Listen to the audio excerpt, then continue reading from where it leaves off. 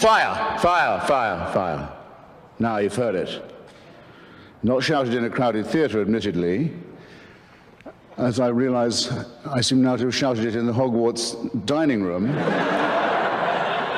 But the point is made. Everyone knows the fatuous verdict of the greatly overpraised Justice Oliver Wendell Holmes, who asked for an actual example of when it would be proper to limit speech or define it as an action, gave that of shouting fire in a crowded theatre. It's very often forgotten what he was doing in that case was sending to prison a group of Yiddish-speaking socialists whose literature was printed in a language most Americans couldn't read, opposing President Wilson's participation in the First World War and the dragging of the United States into this sanguinary conflict, which the Yiddish-speaking socialists had fled from Russia to escape. In fact, it could be just as plausibly argued that the Yiddish-speaking socialists who were jailed by the excellent and overpraised Judge Oliver Wendell Holmes were the real firefighters, were the ones who were shouting fire when there really was fire in a very crowded theatre indeed. And who is to decide? Well, keep that question, if you would, ladies and gentlemen, brothers and sisters, I hope I may say comrades and friends, before your minds. I exempt myself from the Speaker's kind offer of protection that was so generously proffered at the opening of this evening. Anyone who wants to say anything abusive about or to me is quite free to do so, and welcome, in fact, at their own risk. But before they do that, they must have taken, as I'm sure we all should, a short refresher course in the classic texts on this matter, which are John Milton's Areopagitica being the great hill of Athens for discussion and free expression, Thomas Paine's Introduction to the Age of Reason, and I would say John Stuart Mill's essay on liberty, in which it is variously said, I'll be very daring and summarize all three of these great gentlemen of the great tradition of especially English liberty, in one go. What they say is, it's not just the right of the person who speaks to be heard. It is the right of everyone in the audience to listen and to hear. And every time you silence somebody, you make yourself a prisoner of your own action because you deny yourself the right to hear something. In other words, your own right to hear and be exposed is as much involved in all these cases as is the right of the other to voice his or her view. Indeed, as John Stuart Mill said, if all in society were agreed on the truth and beauty and value of one proposition, all except one person, it would be most important, in fact, it would become even more important, that that one heretic be heard, because we would still benefit from his perhaps outrageous or appalling view. In more modern times, this has been put, I think, best by a personal heroine of mine, Rosa Luxemburg, who said that the freedom of speech is meaningless unless it means the freedom of the person who thinks differently. My great friend John O'Sullivan, former editor of the National Review, and I think probably my most conservative and reactionary Catholic friend, once said, it's a tiny thought experiment, he says, if you hear the Pope saying he believes in God, you think, well, the Pope's doing his job again today. If you hear the Pope saying he's really begun to doubt the existence of God, you begin to think he might be onto something. Well,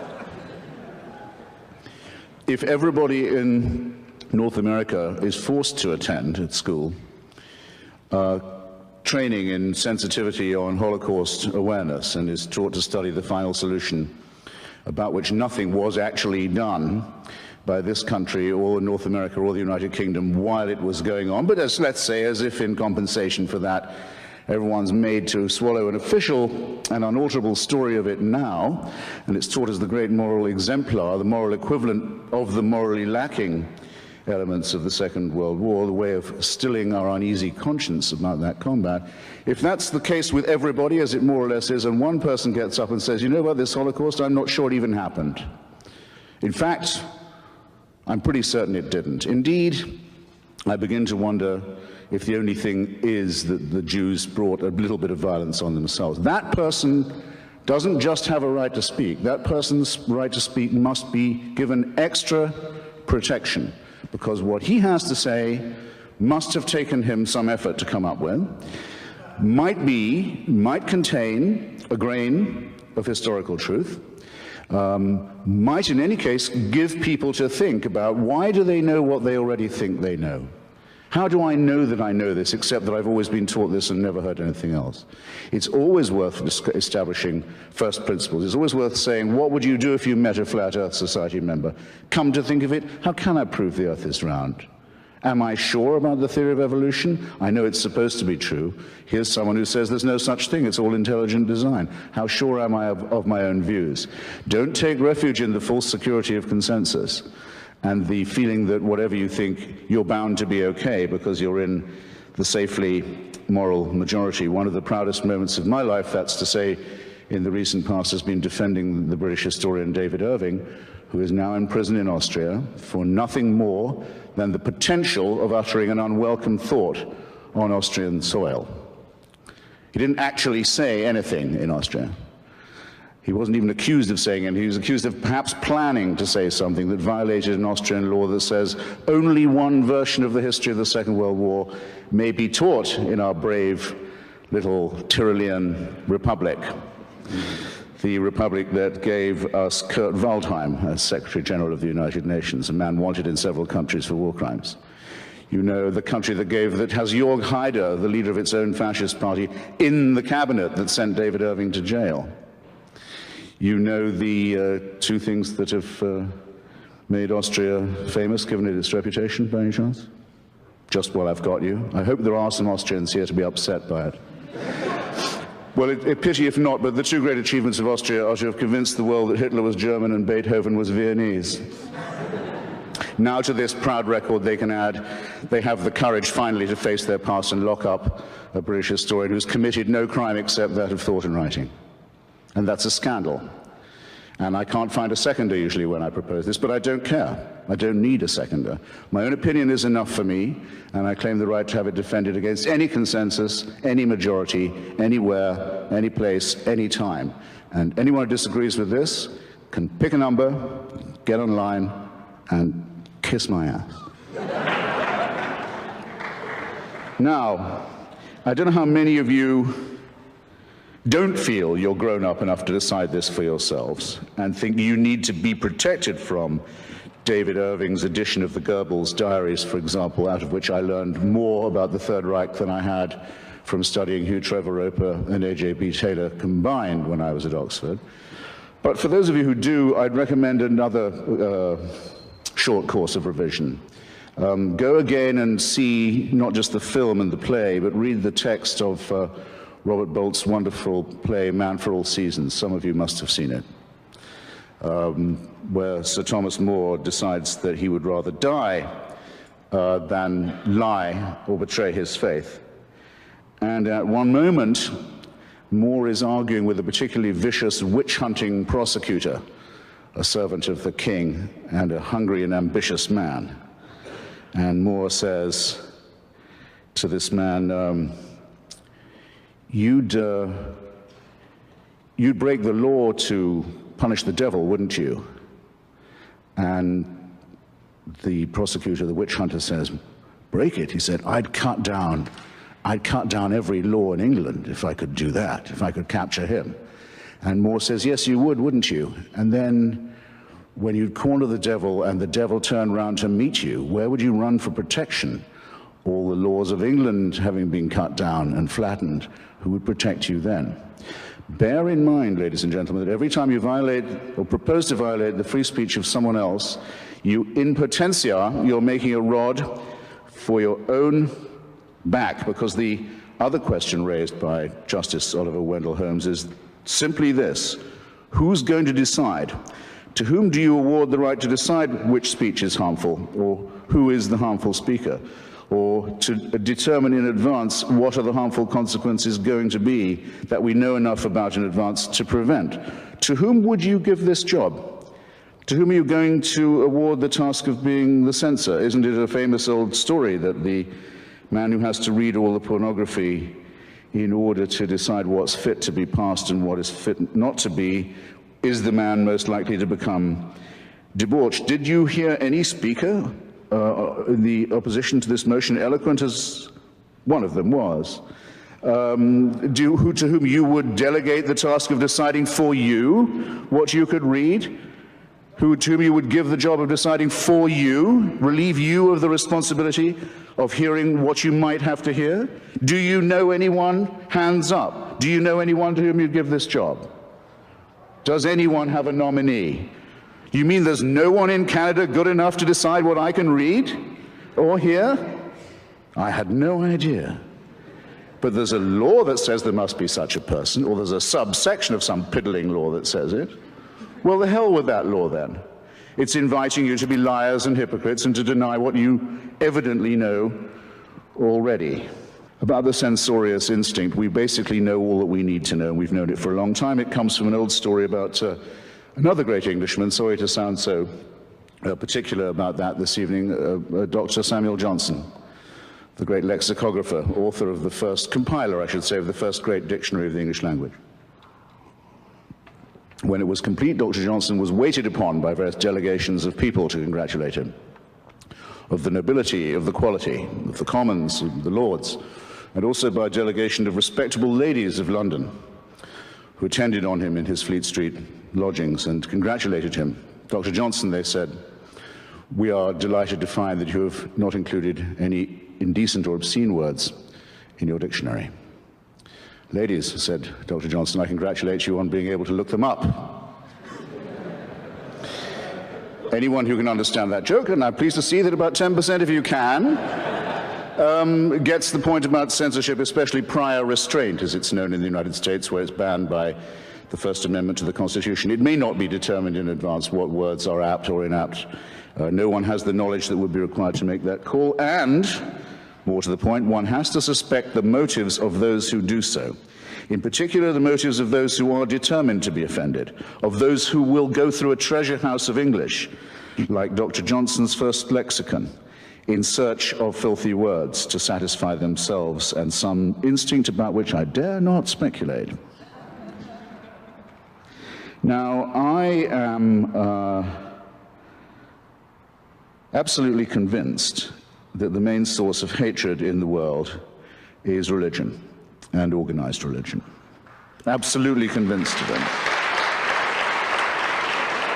And I'm glad that you applaud, because it's a very great problem for those who oppose this motion, isn't it? How are they going to ban religion?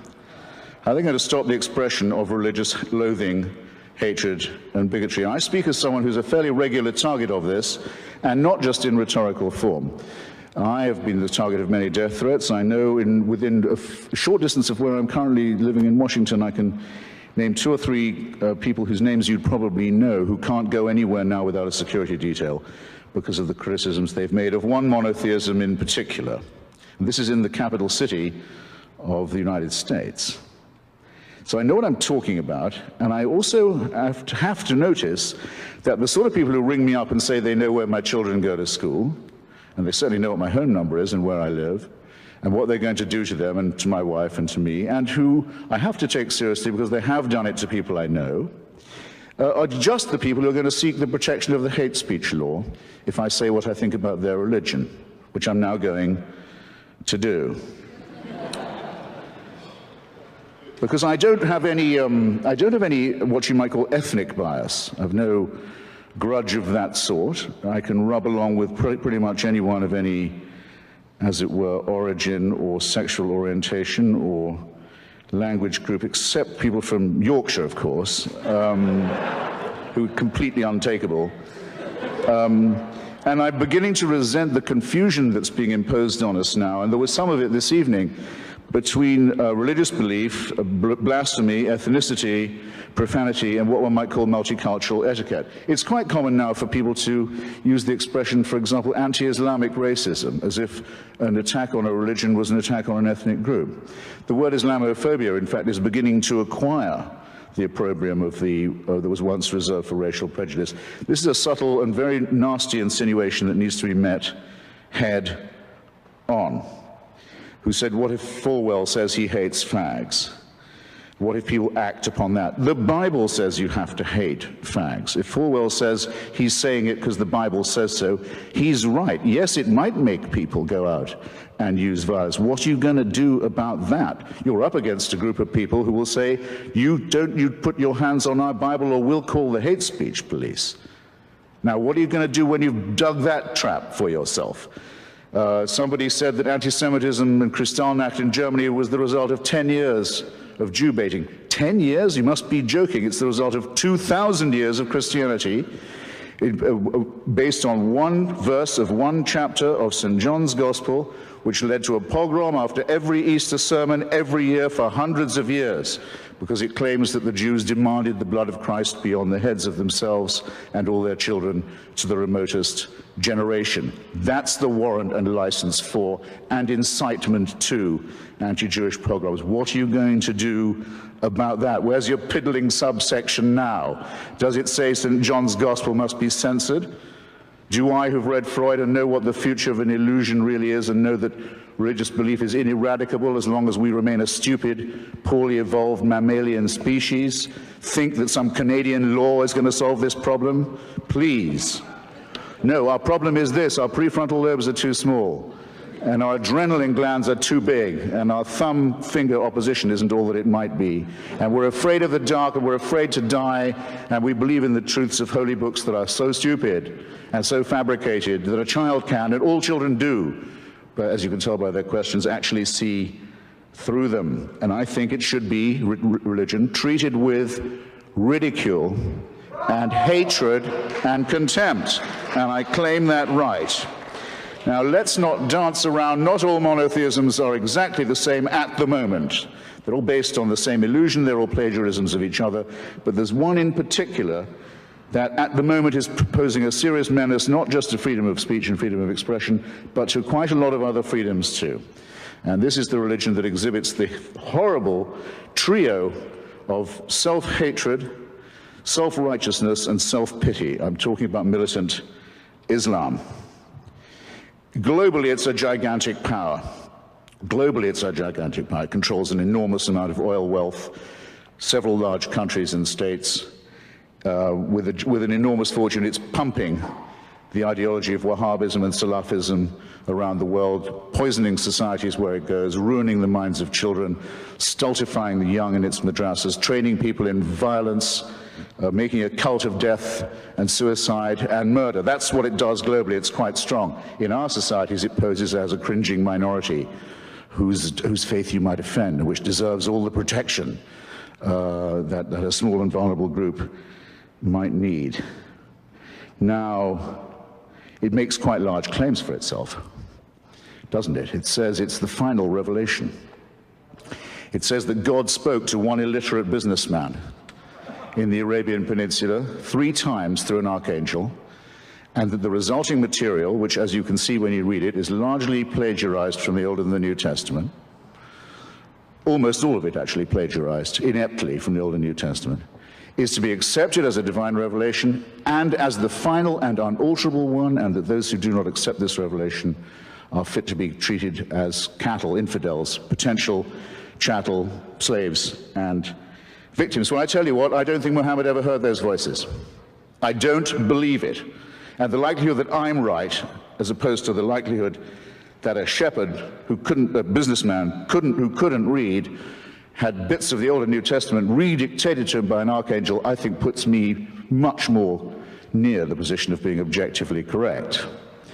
But who is the one under threat? The person who promulgates this and says, I'd better listen because if I don't, I'm in danger? Or me, who says, no, I think this is so silly you can even publish a cartoon about it? And up go the placards, and up go the yells and the howls and the screams. Behead those. This is in London, this is in Toronto, this is in New York. It's right in our midst now. Behead those who cartoon Islam. Do they get arrested for hate speech? No. Might I get in trouble for saying what I've just said about the Prophet Muhammad? Yes, I might. Where are your priorities, ladies and gentlemen? You're giving away what's most precious in your own society, and you're giving it away without a fight, and you're even praising the people who want to deny you the right to resist it. Shame on you while you do this. Make the best use of the time you've got left. This is really serious. Now, if you look anywhere you like, because we've had invocations of a rather driveling and sickly kind tonight of our sympathy. What about the poor fags? What about the poor Jews, the wretched women who can't take the abuse, and the slaves and their descendants, and the tribes who didn't make it and were told that their land was forfeit?